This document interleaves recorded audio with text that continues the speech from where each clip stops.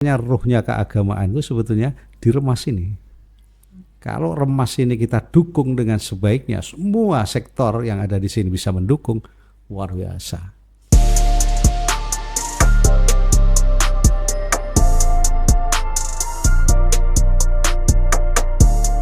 Assalamualaikum warahmatullahi wabarakatuh. Hai pemirsa, kembali lagi di podcast Mansawangi bersama kami, saya Kisa Alia dan saya Naka Emeka. Dan kami sekarang kedatangan tamu yang gak kalah spesial nih. Beliau adalah Bapak Haji Ahmad Mussolin, SAG, MPDI, yang biasa dikenal sebagai Mbah Mussolin. Nah, Assalamualaikum Mbah. Waalaikumsalam warahmatullahi wabarakatuh. Pripun kabari, Abah? Saya Alhamdulillah sehat walafiat. Juga kalian demikian ya, sama-sama sehat ya. Walafiat. Gak kerasa ya Mbah, sudah 3 hari di masa pensiunnya. Alhamdulillah bisa menikmati kehidupan yang lain. Ya, alhamdulillah. Tidak seperti biasanya. Jadi gini Bang, motivasi, kita langsung ke pertanyaannya Bang. Ya. Motivasi Abah ketika dulu memilih jalan sebagai guru di madrasah. Iya, terima kasih. Ini cerita dulu ya, cerita biar kalian tahu nanti. Mbak Mussolin ini dulu lulusan MAN 1 Jember. Ketika itu saya memilih pendidikan atau jurusan agama, tapi ternyata saya dimasukkan di jurusan IPS. Kita jalani sudah sampai lulus, akhirnya saya langsung ke perguruan tinggi yang dulu namanya IAIN Sunan Kalijaga, kalau sekarang namanya UIN Sunan Kalijaga. Ini salah satu keanehan ini. Ketika saya ke sana, saya pilih Fakultas Syariah. Begitu Fakultas Syariah ini hukum. Ketika masuk Fakultas Syariah, jurusan yang saya ambil ini justru jurusan yang berbeda dengan jurusan saya waktu SLTA. Dari jurusan IPS, kemudian saya masuk perguruan tinggi, saya jurusan tafsir hadis. Nah, ini mungkin agak konyol ini kalau misalkan kalian mengetahuinya. Tapi dengan dasar seperti itu, alhamdulillah.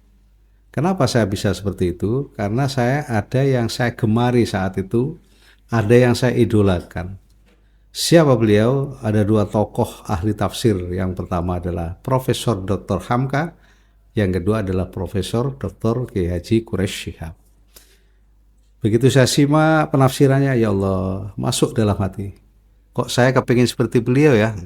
Akhirnya kebetulan di IAIN jurusan Sunan Kalijaga itu ada jurusan tafsir hadis, yaitu di Fakultas Syariah. Kalau sekarang kan tidak Fakultas Syariah, jurusan itu masuk Usuluddin, tafsir sendiri, hadis sendiri. Kalau dulu tidak, tafsir hadis, jadi double kita untuk mempelajari itu. Nah, karena saya itu sudah lulus saat itu di Fakultas Syariah, apa mestinya yang harus saya jenjang karirkan adalah di pengadilan agama. Begitu saya daftar di pengadilan agama, kemudian setelah diterima tapi mendapatkan di luar Jawa, saya tidak diperkenankan oleh orang tua. Kamu tidak usah jauh-jauh, di Banyuwangi aja sudah pegang sekolahan. Nah, jadi saya belum pernah yang namanya jadi guru dan sebagainya. Kemudian saya langsung jadi kepala sekolah SMP Hasyim Asy'ari. Dan SMP Hasyim Asy'ari itu yayasan dari generasi orang tua kami. Dari situlah akhirnya saya harus merubah sikap. Saya ini bukan orang fakultas syariah lagi. Saya harus di pendidikan. Nah, maka kuliah lagi di pendidikan. Alhamdulillah dapat titel pendidikan. Cuma tidak saya pakai itu. Saya hanya pakai yang SAG-nya dan kemudian kuliah lagi S2-nya. Alhamdulillah. Ini perlu diketahui. Jadi oleh karena itu, kuliah saya ini adalah kuliah yang semestinya antara Fakultas Syariah dengan pendidikan kan jauh. Tapi ternyata tidak bisa seperti itu. Ilmu itu, apapun yang kita miliki, kita harus bisa semua yang ada itu bisa kita masuki. Dalam arti tidak hanya satu topik pendidikan atau topik hukum. Dan alhamdulillah dari sisi ini, saya tidak terasa ya sampai 22 tahun. Ngajar di MAN 1 Banyuwangi. Saya masuk tahun 2003. Alhamdulillah tahun 2003 dapat 1 tahun, saya berangkat haji, kemudian kembali lagi. Dan saya masih sukuan. Sukuan itu apa? Ya sukuan itu belum PNS. belum PNS. Berapa tahun tuh, lama sekali. Ya ini alhamdulillah saya kemudian diangkat menjadi PNS. Jadi PNS saya ini umurnya sudah berlanjut. Sehingga kalau umpamanya titel atau jenjang karir sekarang ini adalah saya paling sudah 3C. Jadi pangkatnya 3C, belum bisa mencapai 4. Seandainya 4 mungkin bisa menjadi kepala sekolah. Tapi karena umurnya sudah lanjut. Ya alhamdulillah di masa saya sekarang ini umur 60 tahun, alhamdulillah serasa masih 48 tahun. Nah, ya itulah, karena apa? Kita enjoy ngadepi anak-anak di sekolah ya. Kenakalan anak-anak, kita lihat aja kenakalan itu anak-anak kalau kita lihat dan kita resapi dengan seksama, itu hiburan bagi kita, tantangan bagi kita. Gimana anak ini seperti ini? Gimana caranya mengantisipasi? Itu hiburan tersendiri. Makanya kalian yang pernah saya ajar, Pak Musholin ini dulu pernah ngamuk Anda, kan enggak? Ya, tapi hatinya yang kita sentuh. Alhamdulillah anak-anak kita ini dari segi hatinya yang kita sentuh, mereka bisa bernuansa sendiri. Oh iya, saya harusnya di mana, saya sebagai siswa itu gimana dan sebagainya. Jadi yang jelas dalam masa-masa saya sudah pensiun ini, benar-benar saya akan menikmati pensiunan ini bukan dengan santai. Boleh santai tapi rileks, akan tetapi ya kita banyaklah masih yang harus kita kerjakan. Bersosial dengan masyarakat. Apalagi ya di sini ada podcast ini, saya lebih suka ini. Suka kita dialog seperti ini ya, sharing ya. Kalian yang masih muda, saya yang sudah tua, sharing bagus ini. Nah, di kenyataan yang sekarang ini terjadi adalah saya cukup punya apresiasi kepada Man Satu Banyuwangi bahwa podcast yang saat ini yang sudah kita gunakan ini luar biasa ini. Ini bukan podcast sembarangan ini. Nah, pengalaman saya di radio dulu. Saya di radio Habibullah lama ya.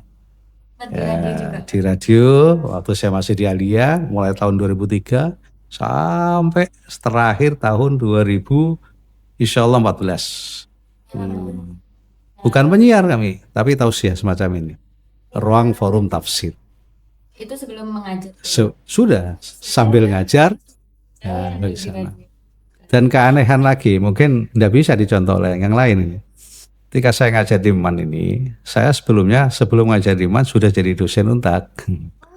Tahun 97 saya ngajar di Untak, tahun 2003 ngajar di MAN 1 Banyuwangi. Lebih dulu mana? Lebih dulu di Untak. Tahun 1995 saya juga ngajar di Ibrahimi Genteng. Itu salah satu daripada Universitas Islam di Banyuwangi. Tidak hanya itu, uniknya lagi saya pernah juga ngajar di SMK Sri Tanjung. Jadi 4 sekolah waktu itu saya pegang, Masya Allah. Ini seandainya kita tidak bisa bagi waktu, mungkin pecah, otak kita ini pecah. Tapi sekali lagi kita anggap ini adalah hiburan bagi saya. Kita bisa bertemu dengan anak-anak, bertemu dengan rekanan guru, bertemu dengan orang yang ada di lain-lain tempat.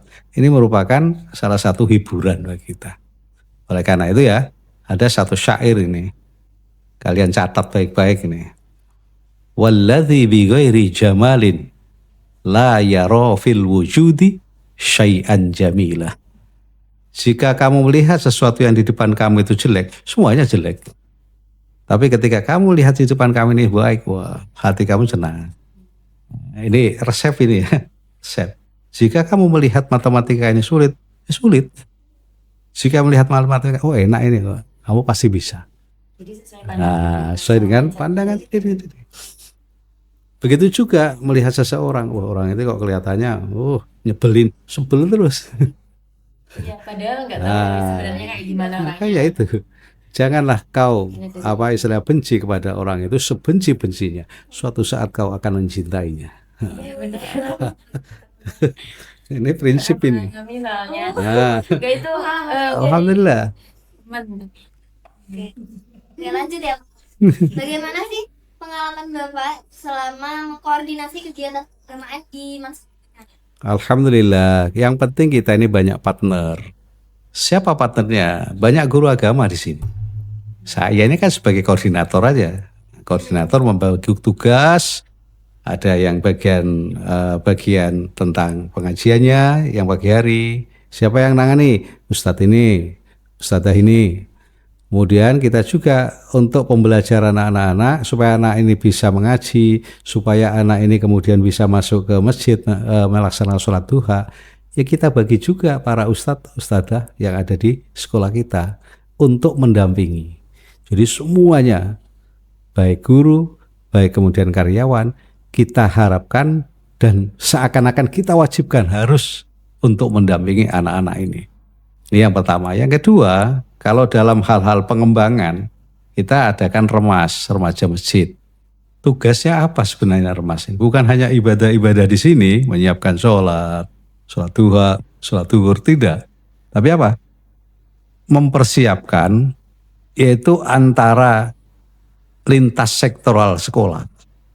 Contoh misalkan Man 1 Banyuwangi mengadakan kajian kitab tentang apa? Kitab Bulughul Maram. Kemudian kita sebar di YouTube.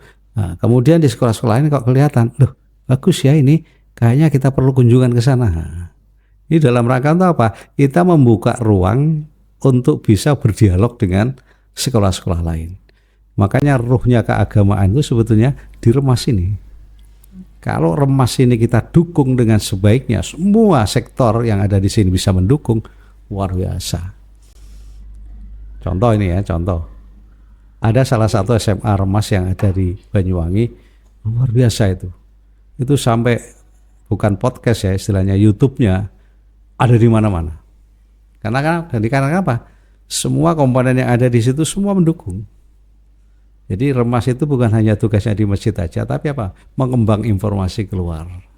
Kita ini kan dari sekolah teladan. Teladan itu apa? Akhlakul karimah.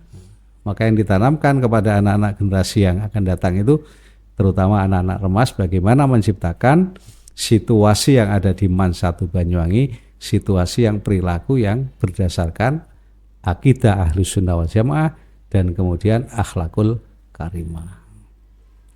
Oke Bah, dari sekian banyak program keagamaan yang pernah digelar, ada nggak sih Bah yang paling berkesan menurut Abah sendiri? Waduh, ini semuanya punya kesan ya, repot ini. Semuanya kesan. Tapi kesan yang paling utama adalah anak-anak itu kita ajak riyadhah. Riyadhah itu apa? Sebelum kita mengadakan sholat tahajud malam hari, beberapa hari sebelumnya, anak-anak dianjurkan untuk berpuasa. Jadi dia dikosongkan dulu, dalam arti hatinya nanti biar betul-betul bersih, dan setelah itu kemudian kita mengadakan yaitu sholat tahajud malam hari. Ini dalam rangka apa? Untuk menghilangkan sesuatu yang selama ini ganjil kepada diri kita, seakan-akan kita melaksanakan ibadah itu sholat, entah ibadah apa saja itu sulit atau berat. Maka disinilah kesan yang paling utama, ketika anak-anak ini kalau sudah diberikan motivasi untuk sholatul lail, sholat malam, entah itu sholat tahajud dan sebagainya, kesan yang paling utama adalah anak-anak itu semakin manut, taat kepada guru dan orang tuanya. Ya. Mau tanya itu Abah yang tadi kapal. Ya. Kan dari pas Man 1 Jember, apa kan? Iya. IPS jurusannya. IPS iya. Terus ke jenjang selanjutnya malah ke agama. Iya. Itu agak kesulitan nggak? Wah, betul-betul kesulitan. Ya, satu kelas itu saya dulu 50 orang, satu kelas. Biasanya kan sampai ratusan. Ini kelasnya kelas berat memang ini. 50 orang itu turun akhirnya jadi 14 yang lulus. 14. Ini memang fakultas yang paling langka diminati oleh para mahasiswa dan juga mahasiswi. Satu kelas itu perempuannya hanya satu, itu pun bunyai. Artinya sudah paham tentang kitab, dia masuk ke Fakultas Syariah jurusan tafsir hadis, bagus. Nah, pengalaman betul. Nah, sekarang ini kan kadang-kadang keliru. Dia sudah ahli kitab, sudah pernah mondok, kemudian masuk program tingginya, jurusannya umum. Eman sebetulnya. Eman, karena apa? Nanti tidak linier ketika dia mengajar. Maka linear kan, ngajar itu linear kan. Gimana linearnya? Kalian misalkan saya ya Pak, nggak bisa kalau keagamaan itu Pak, saya ini bisanya matematika, ya saya linearkan dengan matematika. Dari matematika itu kamu nanti bisa berdakwah lewat matematika. Nah, makanya mengembangkan misi keagamaan itu lewat apa saja bisa. Lewat kamu rekreasi bisa. Lewat kamu misalkan PA bisa. Lewat apa lagi? Pak, saya ada komunitas Pak, apa? Komunitas futsal bisa. Ayo, sebelum kita mengadakan futsal, kita sholat dulu berjamaah. Nah ini kan bagus. Jadi dimanapun posisinya itu kita terapkan tentang keagamaan. Makanya kan, alhamdulillah selama ini para orang tua kita dan juga orang tua yang lain di Banyuwangi ini sudah benar-benar yakin memasrahkan anak-anaknya di MAN 1 Banyuwangi. Kenapa? Akhlaknya baik. Kalian mungkin tidak percaya, saya ini kan sering isi kajian di Kodim, di Polres ya. Ustadz, tidak ada anak-anak yang kepingin masuk sini Pak. Loh, ya banyak Pak. Loh kenapa kok milih Alia? Waduh, kalau sudah dari MAN dari MAN itu Pak, akhlaknya pasti baik kan. Itu kan. Ini harus kita jaga ini, imit ini. Harus kita jaga ini. Berarti kita ini sudah dapat power ini. Tinggal anak-anak ini masuk apa enggak nanti. Nggak usah bingung Pak, nanti uangnya bisa. Nggak usah gitu. Kalau sudah ini keyakinan kita dan Allah nanti akan menolong kita. Jadi pengalaman paling sulit saat kuliah itu apa aja Pak? Itu tadi, karena saya ini kan belum bisa baca kitab waktu itu. Sehingga saya harus ngaji ke teman-teman, ngaji di pondok. Tapi untuk membangkitkan gairah itu memang harus ada tantangan. Iya. Kalau kalian tidak ada tantangan ya sudah, kalian akan stagnas, tidak bisa berkembang. Tapi kalau sudah ada tantangan, wah luar biasa. Dan rintangan itu harus dijalani. Ada pujangga besar di Indonesia ini, kakak saya kakak ipar saya, namanya Bang Haji Roma Irama. Rintangan sudah pasti ada, hadapilah semua dengan tabah juga dengan disertai doa. Teng. Percaya kalau adanya. Ternyata Abah juga suaranya bagus ya. Iya. Seorang yang juru dakwah itu harus bisa semuanya. Andaikan saya ini bisa urgent, saya berdakwah dengan musik ya. Tapi karena kita tidak bisa. Tapi kalau untuk menirukan lagu-lagu, insya Allah yang sesuai.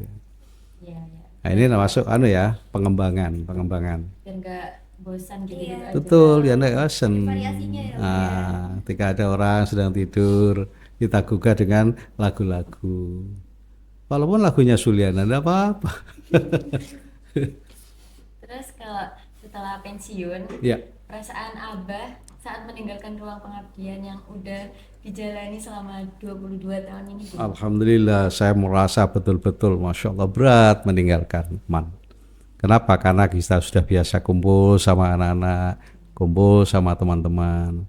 Tapi walaupun saya sudah pensiun ini, saya tidak bisa pensiun ini karena rumah saya kan berhadapan dengan MAN. Iya, hadap-hadapan dulu.